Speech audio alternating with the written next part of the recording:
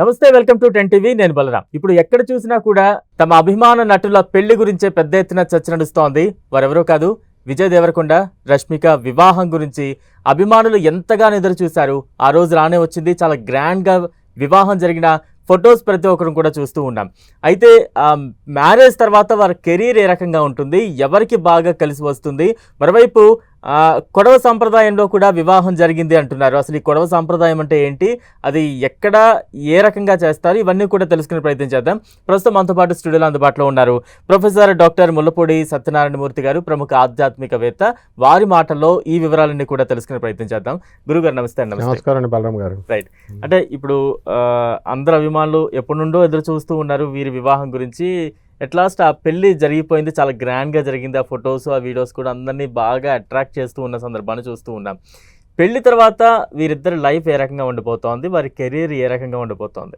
మనకి గీత గోవిందంతో ప్రారంభమైనటువంటి వీరి ప్రేమ తర్వాత కామ్రేడ్తో బలపడింది. అలాగే ఈ యొక్క కిరిక్కి అనేటటువంటి కన్నడ ఫిల్మ్తో ఆ రష్మిక మదన్న ఒక ఫేమను తెచ్చుకుంది.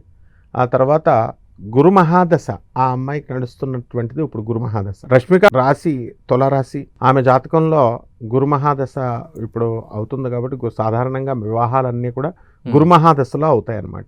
అలాగే విజయ్ దేవరకొండది ఆరుద్ర నక్షత్రం, రాహు మహాదశతో ప్రారంభమైనటువంటి అతనికి ఇప్పుడు శనిలో శని నడుస్తున్నాడు కాబట్టి ఆయనది తులారాశి. కాబట్టి ఇద్దరికి కూడా మనము ఈ యొక్క తులారాశిని మనం చూసుకున్నప్పుడు భాగ్యంలో ఉన్నటువంటి ఈ యొక్క గురుగ్రహము మనకి రేపు కేంద్రంలోకి జూన్ 2, 2026 సంవత్సరం తర్వాత రాబోతుంది. కాబట్టి భాగ్యంలో ఉన్నటువంటి గురుడు ఆటోమేటిక్గా వివాహాన్ని చేసేస్తాడు. అది అందువలన వివాహం వీళ్ళు వెంటనే అయిపోయింది. అందులోని ఈ సంవత్సరంలో అధిక మాసము, ఆ తర్వాత ముహూర్తాలు చాలా తక్కువగా ఉన్నాయి. కాబట్టి మొన్నటి దాకా ఫిబ్రవరి మధ్య వరకు కూడా శుక్ర మోడమ జరిగింది. ఆ తర్వాత ఇంక ముహూర్తాలు లేవనమాట. అన్నీ 2 months. అందువల్లనే అంత తొందరగా వాళ్ళు స్టెప్ వేసుకోవడం జరిగింది. అదేవిధంగా వీరి యొక్క ప్రేమలో వీళ్ళు కిడ్డింగ్ చేశారు, అభిమానుల్ని ఏడిపిస్తూ 6 సార్లు అనమాట. ఇదిగో అదిగో, ఇదిగో అదిగో అంటూ. సో అభిమానులు పాపం వీళ్ళు అందరూ కూడా అభిమాన స్టార్స్ కాబట్టి స్టార్స్ పెళ్ళిళ్ళు తమ ఇంట్లో పెళ్ళిళ్ళలాగా చూసుకుంటారు అభిమానులు. కాబట్టి అందులోనూ ఆమె మంచి ఫామ్లో ఉన్నటువంటి హీరోయిన్, ఫ్రెండ్లీ హీరోయిన్ అందరికీ. అలాగే విజయ్ దేవరకొండ కూడా అందరికీ హ్యాండీగా ఉంటాడు, ఫ్రెండ్లీగా ఉంటాడు. కాబట్టి ఈ వివాహం కోసం ఎక్కువ ఈ యొక్క వాళ్ళ అభిమానులంతా కూడా వెయిట్ చేశారు. అందులోనూ సినిమా స్టార్స్ అనగానే వాళ్ళు నిజంగానే పేరుకు తగ్గట్టే స్టార్స్ అనమాట. సో దివి నుంచి భూమికి ఎదిగినటువంటి ఏతించినటువంటి దేవతలుగా స్టార్స్గా మనం చెప్పుకుంటాం. అందువలన తుడుక్కుమంటూ మెరుస్తారు వాళ్ళు. వాళ్ళకి పాపం సెల్ఫిష్ యాటిట్యూడ్ ఏమి ఉండదు. వస్తారు, నటిస్తారు, సరదాగా అందరినీ ఆనందింపజేస్తారు. ఆ తర్వాత మళ్ళీ కొంత తర్వాత అదృశ్యం అయిపోతూ ఉంటారు. ఇవన్నీ కామన్. అయితే లాంగ్ స్టాండింగ్ కెరీర్ రష్మికకు ఉంది. వివాహానంతరం సాధారణంగా మహిళలకి, హీరోయిన్లకి ఏమవుతుందంటే కొంతకాలం కెరీర్ బాగున్న తర్వాత, మ్యారేజ్ అయిన తర్వాత కెరీర్ అనేటటువంటిది ఆగుతుంది స్లోగా జనరల్గా. ఎందువల్లంటే తెలుగు హీరోయిన్ పల్స్ ఎలా ఉంటుందంటే, తెలుగు నాడి, ప్రేక్షకుల నాడి పెళ్ళి కాకముందే హీరోయిన్, పెళ్ళైన తర్వాత ఆదరించింది. అలా ఎక్కడో జమున గారు, ఒక సావిత్రి గారు అలా అనమాట. సో కన్నడలో ఆ సాంప్రదాయం డిఫరెంట్ ఉంటుంది. సో కన్నడలో ఆఫ్టర్ మ్యారేజ్ అనేటటువంటిది పుంజుకుంటుంది. అందులోనూ ఈ అమ్మాయి కొడవ అనేటటువంటిది ఒక కమ్యూనిటీ అనమాట కన్నడలో. కన్నడిగాస్ అమ్మాయి. కొడవ సాంప్రదాయము అనేటటువంటిది ఏంటంటే ఒక దగ్గరగా ఒక ట్రైబల్, ఒక ఇంటీరియర్ ఏరియాల్లో ఉన్నటువంటి ఒక విలేజ్ అట్మాస్ఫియర్లో ఉన్నటువంటిది అనమాట. ఇది ద్రవిడియన్ సాంప్రదాయం, ద్రావిడ సాంప్రదాయంలోకి వస్తుంది. కాబట్టి ఈ యొక్క వివాహం తర్వాత ఈ అమ్మాయికి శుక్రుడు చాలా బాగున్నాడు. విజయ్ దేవరకొండతో పోల్చుకున్నట్లయితే ఈ రష్మిక మదన్నకి శుక్రుడు 12 ఉండడము, అందువలన చక్కగా వ్యయంలో ఉన్నటువంటి శుక్రుడు ఆమెకి మంచి కెరీర్ ఇవ్వడము, వివాహానంతరం కూడా ఆమె మళ్ళీ తను ఇంకా ముందుకు దూసుకెళ్ళిపోవడం అనేటటువంటిది జరుగుతుంది. ఇకపోతే విజయ్ దేవరకొండకి వచ్చేసరికి ఆయన యొక్క జాతకంలో గురుడు శుక్రుడితో కలిశాడు. సో గురుడు ఎప్పుడైతే రాహుతో ఉన్నాడు, మిగతావన్నీ వదిలేసేయండి, గురుడు శుక్రుడితో ఎప్పుడైతే కలిశాడో, ఈ 2 గ్రహాలు విరోధ గ్రహాలు కాదు, కానీ గురుడు శుక్రుడు శత్రువులు కాదు, కానీ బట్ దేవతల గురువు ఆయన, రాక్షసుల గురువు ఈయన. ఆయన పని ఆయన చేసుకుపోతాడు, ఈయన పని ఈయన చేసుకుపోతాడు ఉంటాడు. అందువలన కెరీర్లో ఏమంటే ఈయన చొరవ చూసుకొని ముందుకు వెళ్తేనే కెరీర్ అనేటటువంటిది ఉంటుంది. అంటే as to work very hard అనమాట. ఒక చిరంజీవి గారి లాగా ఒక చక్కగా హార్డ్ వర్క్ ఎక్కువ, డిసిప్లిన్తో పాటు హార్డ్ వర్క్ ఎక్కువ కాబట్టి మెగాస్టార్స్ అయ్యారు వాళ్ళంతా. ఒక సీనియర్ ఎన్టీఆర్, ఒక అక్కినేని నాగేశ్వరరావు గారు, వీళ్ళంతా కూడా. సో ఆ విధంగా మరి ఈ యొక్క విజయ్ దేవరకొండ గారితో పోల్చుకున్నటువంటి కెరీర్ కంటే మనకి ఈమె కెరీర్ చాలా బాగుందన్నమాట. ముందుకు దూసుకొని ఆఫ్టర్ మ్యారేజ్ వెళ్ళిపోతుంది. అదొకటే కాదు, ఆమెకి గురుడు 5వ ఇంట్లో ఉన్నాడు. దాని ద్వారా ఏమవుతుందంటే వివాహానంతరం మళ్ళీ నెక్స్ట్ మ్యారేజ్ డే వచ్చేసరికి ఆమెకి సంతానం కూడా కలుగుతుంది. So it's a wonderful coincidence అనమాట అండి. రైట్. అంటే సార్ పెళ్ళనగానే అందరూ కూడా ముహూర్త బలం గురించి చూస్తూ ఉంటారు.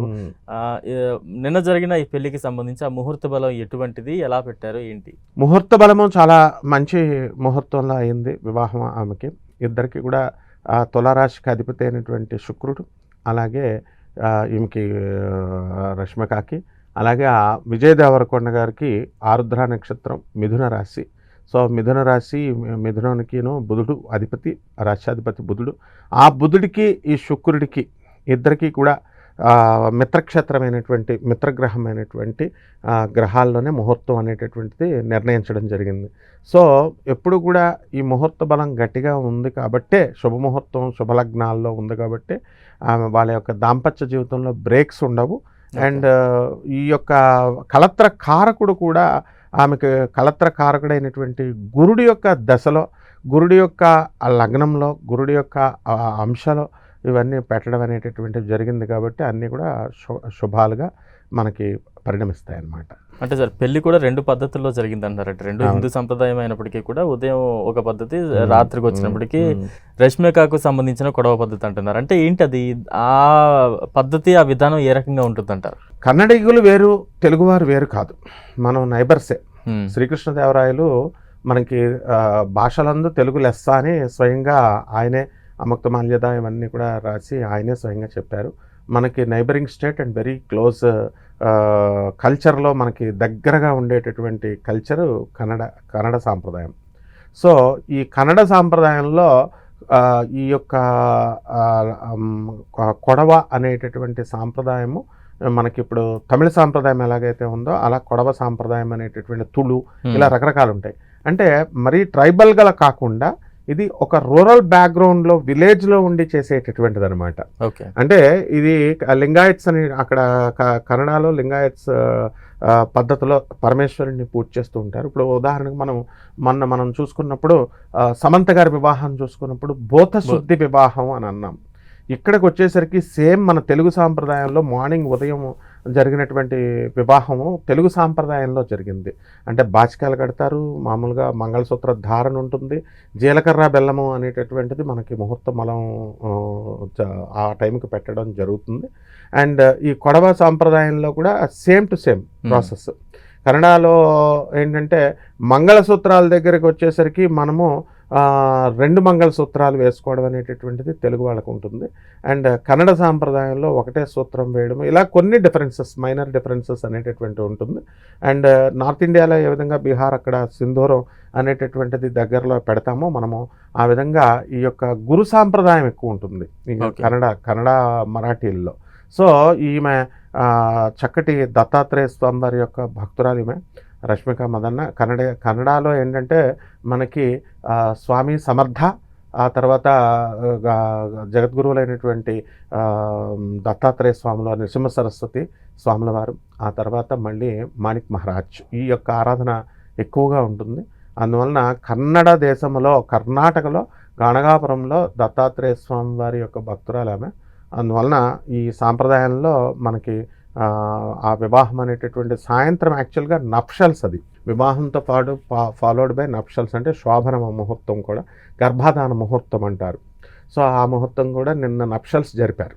ఆ తర్వాత క్లోజ్ రిలేటివ్స్గా ఉండడము, తర్వాత ఇదంతా కూడా రాజస్థాన్లో వాళ్ళు జరుపుకోవడము, దానికి 100 మందినే పిలుచుకోవడము, ఒక 117 విల్లాసు, ఒక హెలీప్యాడ్, అండ్ మనం ఉదయపూర్ని ఏమంటామంటే సిటీ ఆఫ్ లేక్స్ అని అంటాము.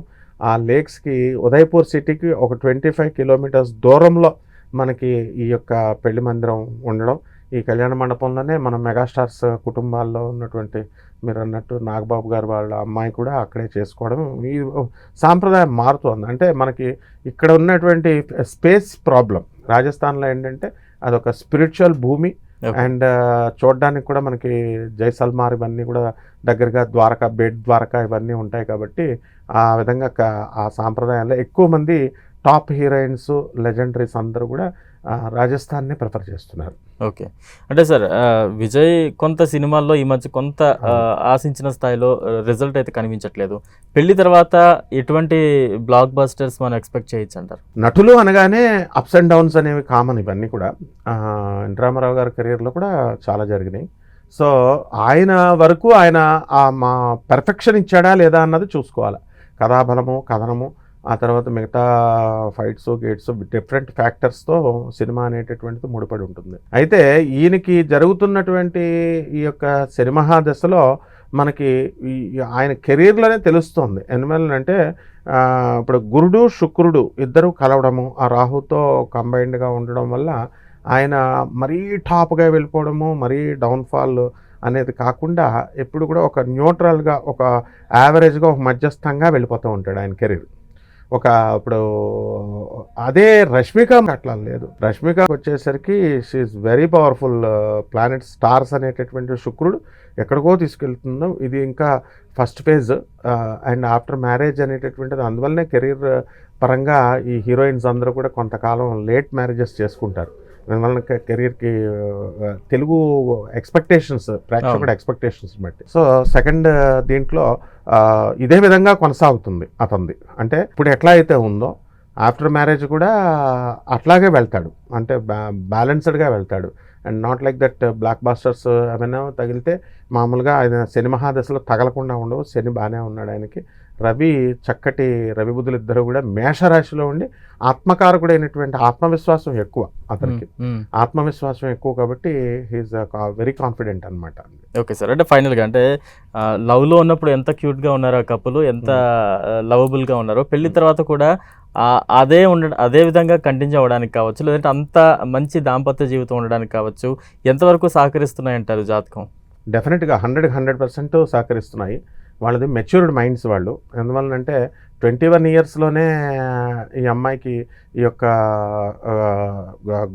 గురుమహాదశ జరుగుతున్నప్పుడు స్టార్టింగ్లో ఏమైందంటే ఈ యొక్క మ్యారేజ్ అనేటటువంటి ఫస్ట్ ఎంగేజ్మెంట్ అనేటటువంటిది డిస్టర్బ్ అయింది. సో అక్కడితో ఆ దోషం పోయింది.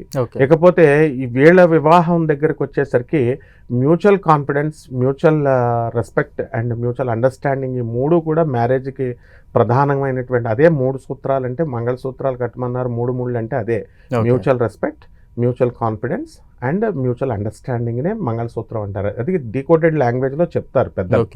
కాబట్టి ఆమెకు ఆల్రెడీ 32 ఇయర్స్, అతను కూడా పెద్దవాడు. కాబట్టి దే ఆర్ టోటల్లీ మెచ్యూరిటీ ఉన్నటువంటి వాళ్ళు. కాబట్టి ఆ అండర్స్టాండింగ్ అనేటటువంటిది ఇద్దరి మధ్య బ్రహ్మాండంగా ఉంది. సో ఇగోస్ అనేటటువంటివి లేవు. మామూలుగా మీడియాలో 100 కండిషన్స్ పెట్టిన రష్మిక అని ఇలాగేదో చెప్తున్నారు కానీ, and every girl will have her own demand. And డెఫినెట్గా కండిషన్స్ ఏంటి 100 ఏమిటి 1000 పెట్టచ్చు. సో దానికోసం అతనికి అన్నీ అంగీకరించే ఇద్దరు కూడా ఒక అండర్స్టాండింగ్కి వస్తేనే ఇంతవరకు వచ్చింది. అండ్ ఏ డిస్టర్బెన్సెస్ వాళ్ళ లైఫ్లో లేవు. అండ్ మిగతా వాళ్ళందరూ అనుకున్నట్టుగా కానీ అన్నట్టుగా కానీ వాళ్ళ మధ్యలో బ్రేక్స్ అనేటటువంటివి ఉండవు. And they will lead a very happy and beautiful life అండి. Right. Thank you so much sir. అంటే అభిమానులు ఎంతగానో కోరుకుంటూ ఉంటారు వాళ్ళ లైఫ్ ఎలా ఉంటుంది, కెరీర్ ఎలా ఉంటుంది, అండ్ ఈ సాంప్రదాయాలు ఏంటి, ఈ పద్ధతులు ఏంటి, ఆ పెళ్లి జరిగిన విధానం ఏంటి, ఇవన్నీ తెలుసుకోవాలనుకుంటారు. మీ మాటల ద్వారా వాటికి సంబంధించి అందరికీ కూడా క్లారిటీ వచ్చి ఉంటుంది. Thank you so much. తప్పకుండా. ఇది వాళ్ళ special interview. Stay tune to 10 TV.